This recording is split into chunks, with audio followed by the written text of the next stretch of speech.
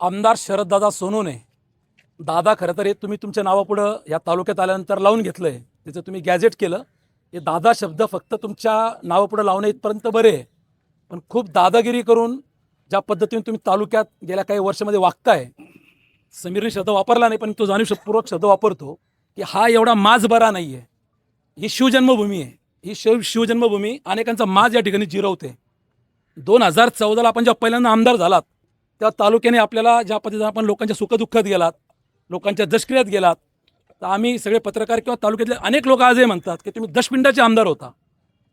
2019ला ह्या 5 वर्षात 14 ते 19 जर तुमचा कालखंड पाहिला तर ह्या दरम्यान तुमच्या डोक्यात परत जी हवा गेली तेव्हाही तुम्ही अनेक पत्रकारांचा पाय उतारा केलेला आहे. अनेक वेळा तुम्ही वेगवेगळ्या माध्यमातून त्यांच्याशी बोललेला आहात. तुम्ही सर्वसामान्याने त्याच पद्धतीने बोलतात. यामुळे तुम्हाला 2019ला जनतेने जागा दाखवली, तुम्ही घरी बसलात. तुमचा शब्द 2014ला निवडून आल्यावर होता की जब तक सूरज चांद रहेगा शरद सोनवणे का नाम रहेगा. अरे इंदिरा गांधीही पडल्या, तुम्ही किस खेतकी मुली आहे. त्यामुळं तुमचा माज लोकांनी 19ला उतरवला.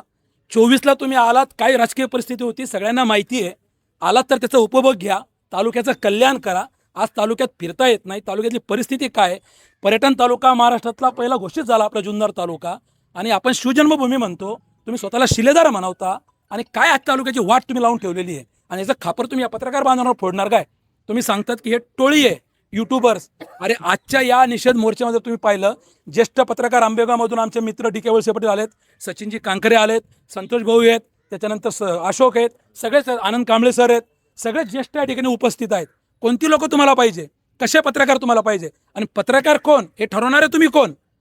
तुमच्या खाली जी आता आग लागलेली आहे ती का लागली की हे पत्रकार तुम्हाला स्पेस देत नाहीये, तुम्हाला बातमीला त्या ठिकाणी जागा देत नाहीये, त्याच्यामुळे तुम्हाला आग लागली. याच्याच कारणाने तुम्हाला रात्री स्वतःचा व्हिडिओ फेसबुकला टाकावा लागला, तुमच्या यूट्यूबला टाकावा लागला. म्हणजे सोशल मीडिया जो काही आहे, मग तो यूट्यूब असेल, फेसबुक असेल, इन्स्टा असेल, याचा वापर तुम्ही तुमच्या सोयीनुसार करताय. आणि जेव्हा जनतेच्या प्रश्नासाठी हे सगळे लोक येऊन बातमीदारी करता, त्याला तुम्ही टोळी म्हणणार, त्याला तुम्ही नाव ठेवणार. अरे तुम्ही काय धमकी देताय. 15 तारखेनंतर सुरेश वाणीला बघून घेते. सुरेश वाणी तुम्हाला आज जाहीर सांगतो, सुरेश वाणीच्या केसला जरी धक्का लावून दाखवला ना, तुमच्या गाठ आमच्या सगळ्यांशी आहे. तुम्ही काय सांगताय. या धमक्या देणं पोकळ बंद करा. जो गरजते शरद सोनवणे वो बरसते नाही आहे. आणि तुमच्या खरंच बरसण्याची हिंमत असेल तर तसंही तुम्ही आम्हाला सांगा. सहनशीलतेचा एक अंत असतो, आमच्या सहनशीलतेचा अंत पाहू नका, तुम्हाला आम्ही अनेक वेळा सांगतो. आणि तुमचे जे चाटुगिरी करणारे सोशल मीडियावरचे जे पेरलेले, ज्यांना तुम्ही पैसे देतात, तुम्ही या पत्रकारांना सांगतात की हे पाकिटं घेतात म्हणून. पत्रकार हा घरावर तुळशीपत्र ठेवून काम करतो. ऊन वारा पाऊस कशाची तमा बाळगत नाही. मग ते मराठा आंदोलन असो, कुठं चोरी असो, कुठं दरोडा असो, कुठं बलात्कार असो, प्रत्येक घटना प्रामाणिकपणे 365 दिवस हा पत्रकार घरावर तुळशीपत्र ठेवून करत असतो. त्याला काही शासन पगार देत नाही. मग तुम्ही काय जागीरदार आहे का. ह्या तालुक्याचा सातबारा तुमच्या नावावर झालेला आहे. कशापाई तुम्ही या पद्धतीने पत्रकारांना बोलताय. आणि किती दिवस तुमची मगरुरी सहन करायची. अनेक वेळा तुमचे सगळे शब्दप्रयोग आम्ही ऐकलेले आहे. याच्या पुढे कुठलाही असा शब्दप्रयोग खपून घेतला जाणार नाही. आणि तुम्ही म्हणतात ना की हे यूट्यूबर्स आहे, यांना पत्रकार लावून येण्याचा अधिकार नाही. ज्या वेळेला तुम्ही या सुरेश वाणीबद्दल बोललात ना की सुरेश वाणी असं, सुरेश वाणी तसं, त्यावेळेला ज्या ज्या इलेक्ट्रॉनिक माध्यमांनी बातम्या लावल्या, मी नाव घेऊन सांगेल, त्या TV9 असेल, साम असेल, ज्या ज्या माध्यमांनी बातम्या लावल्या डी के साहेब, त्या प्रत्येकाने त्या ठिकाणी उल्लेख केला आहे की पत्रकार सुरेश वाणी. त्यात कोणी म्हटलं नाही यूट्यूबर्स म्हणून.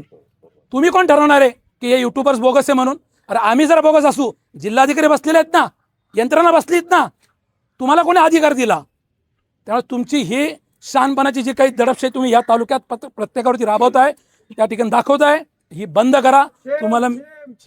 तुम्हाला मी महाराष्ट्र राज्य पत्रकार संघ मुंबई यांच्या वतीने कडक इशारा देऊ इच्छितो. आता समीरने सांगितलं, अनेक पत्रकारांनी सांगितलं, जर तुम्ही सुधारला नाही तर याच्या पुढे तीव्र आंदोलन राज्यावर छेडले जाईल. पण समीर आजच सांगतो की आत्ता मालेगावमध्ये आंदोलन सुरू आहे.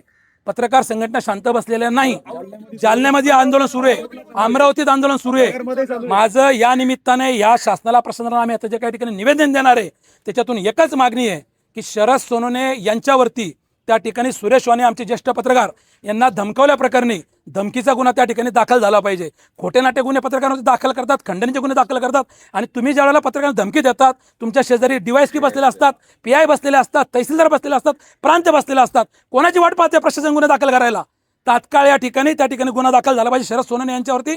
शरद सोनवणेंनी सुरेश वाणींची जाहीर माफी मागितली पाहिजे, नाहीतर हे आंदोलन यापेक्षाही पुढील काळामध्ये तीव्र करण्यात येईल.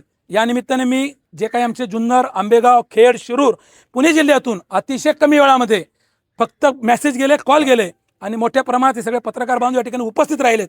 मी या सगळ्या पत्रकार बांधवांचा मनपूर्वक या ठिकाणी आभार मानतो. खरं तर आपल्याच पत्रकार बांधवांचा आभार मानायची काही गरज नाही, परंतु आपण हाकेला साथ दिली. याच्यामध्ये तुम्ही print media, electronic media, digital media कुठलाही विचार केला नाही आणि सगळे एकाच बॅनरखाली आपण एकत्र पत्रकार म्हणून आलो. त्यामुळे सगळ्यांचे आभार मानतो आणि पुन्हा एकदा शरद सोनवणे यांना या ठिकाणी इशारा देतो की आपण आपले बेताल वक्तव्य करणं आता बंद करा, नाही तर तुमची जागा दाखवल्याशिवाय आम्ही शांत बसणार नाही. धन्यवाद.